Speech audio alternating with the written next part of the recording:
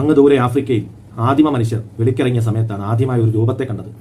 ആ രൂപം ശരിക്കും ഒരു സന്ധ്യാസമയത്തായതുകൊണ്ട് അവർക്ക് ആകെ കാണാൻ പറ്റിയത് ഒരു പല്ലിന്റെ ഒരു രൂപവും ഒരു കണ്ണിന്റെ കൃഷ്ണമണിയുടെ രൂപവും മാത്രമായിരുന്നു. ബാക്കിയൊന്നും കാണാൻ പറ്റിയിരുന്നില്ല. അങ്ങനെ ഈ രൂപം കണ്ട് അത്ഭുതപ്പെട്ട് ആവേശഭരിതനായി നിൽക്കുന്ന അവരോട് ഈ മനുഷ്യൻ ആദ്യമായി അലോയ് എന്ന് വിളിച്ചു.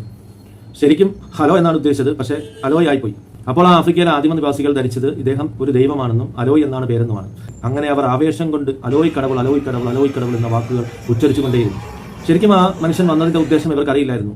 ചൂട് തേസ്റ്റ് കിട്ടാൻ വേണ്ടിയായിരുന്നു വന്നത് നന്ന് അവർക്കറിയില്ലായിരുന്നു. പക്ഷെ പിന്നീട് അവർ മനസ്സിലാക്കി അതൊരു പ്രസാദമായി കൊടുത്തുപോയി. കാലങ്ങൾ കഴിഞ്ഞു, കാലഘട്ടങ്ങൾ മാറി, തേസ്റ്റ് കിട്ടാനായിട്ട് അവസരങ്ങൾ കുറഞ്ഞു. വെളിപ്രദേശങ്ങളിൽ ആൾക്കാർ വിലക്കിരിക്കാത്ത ഒരു കാലമാണല്ലോ, പറമ്പിലല്ലല്ലോ ഇപ്പോൾ.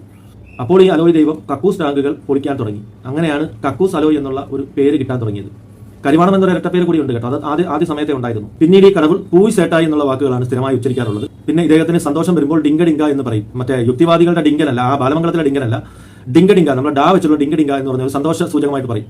വിശപ്പ് സമയങ്ങളിലെല്ലാം ടേസ്റ്റ് എന്നുള്ള വാക്ക് പറഞ്ഞുകൊണ്ടേയിരിക്കും. അത് നമ്മൾ കൊടുത്തോണ്ടിരിക്കണം, ടേസ്റ്റ് കൊടുത്തോണ്ടിരിക്കണം.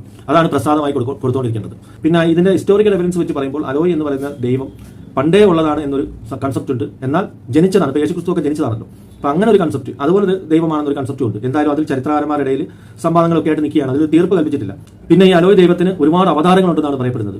അതിൽ 10 അവതാരമുണ്ടെന്നും 12 അവതാരമുണ്ടെന്നും വിശ്വസിക്കപ്പെടുന്നു. അതിൽ പ്രധാനപ്പെട്ട അവതാരങ്ങൾ എന്ന് പറയുന്നത് അലോപ്പി വിജു, പീലി വിടർത്തിയാടുന്ന പീലി വിജു, സന്ധി സിംഗ്, അലോയ് അപ്പാപ്പൻ, ഇവർ 4 പേരുമാണ് പ്രധാനപ്പെട്ട അലോയുടെ അവതാരങ്ങളെന്നാണ് വിശ്വസിക്കപ്പെടുന്നത്. ജനങ്ങൾക്ക് മറ്റു ശല്യങ്ങളോ മറ്റു ഉപദ്രവങ്ങളോ ഇല്ലാത്ത ഒരു നല്ല ദൈവമാണ് അലോയ് ദൈവം എന്നാണ് പൊതുവെ ചരിത്രകാരന്മാർ അവകാശപ്പെടുന്നത്.